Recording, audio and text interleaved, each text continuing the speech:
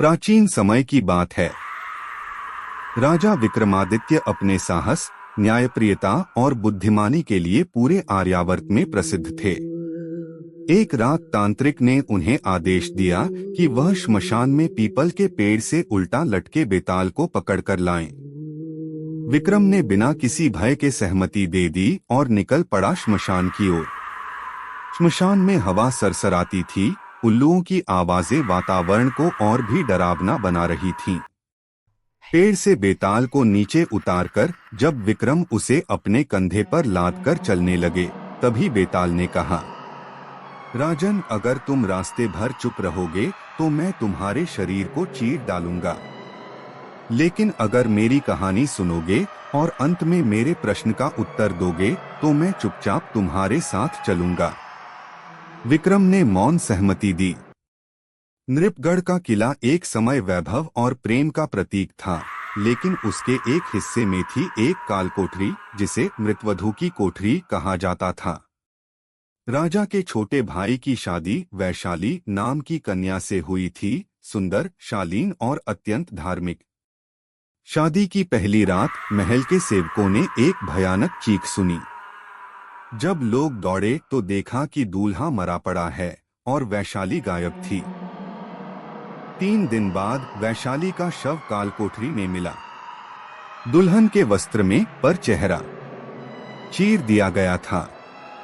राजा ने गुस्से में आकर आदेश दिया, इस कोठरी को हमेशा के लिए बंद कर दो। पर तभी शुरू हुआ असली आतंक।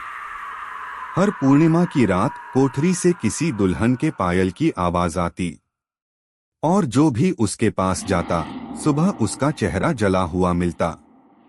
लोगों ने कहना शुरू किया, वैशाली की आत्मा बदला चाहती है।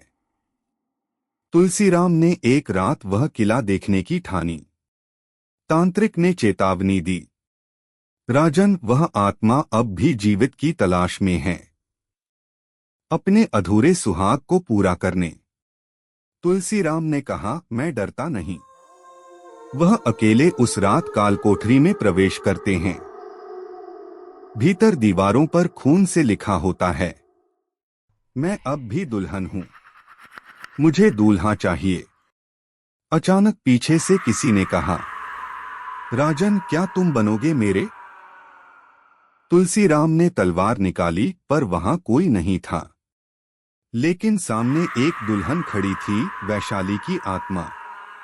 वह बोली, मेरा विवाह अधूरा रहा। जिस रात्रि मेरी सुहाग की मांग सजी, उसी रात मेरा सर्वनाश हुआ। मुझे वो सब चाहिए जो मुझसे छीना गया। राजा बोले, तुम्हारा हक छीना गया, लेकिन निर्दोषों को मारना न्याय नहीं। आत्मा चिल्लाई, तो तुम दो मुझे न्याय। मेरा हत्यारा आज भी जीवित है, वह तांत्रिक जिसने मेरे पति को मारा और मुझे भोगना चाहा। तुलसीराम ने खोज की और तांत्रिक को बेनकाब किया। वह अमरत्व का प्रयोग कर कालजीवी बन गया था। तुलसीराम ने उसका अंत किया। तब वैशाली की आत्मा शांत हो गई। जैसे ही कोठरी की दीवारें गिरीं, भीतर से रत्न, खून से सने शादी के कपड़े और एक अधूरी मांग में सिंदूर मिला। आत्मा ने विक्रम से कहा, धन्य हो राजन, अब मुझे मोक्ष मिला। बेताल का प्रश्न, तो बताओ राजन, क्या आत्मा का प्रतिशोध उचित था? क्या निर्दोषों की हत्या को उसका न्याय कहा जा सकता है? विक्रम बोले, नहीं, न्याय कभी निर्दोषों के खून से नहीं होता।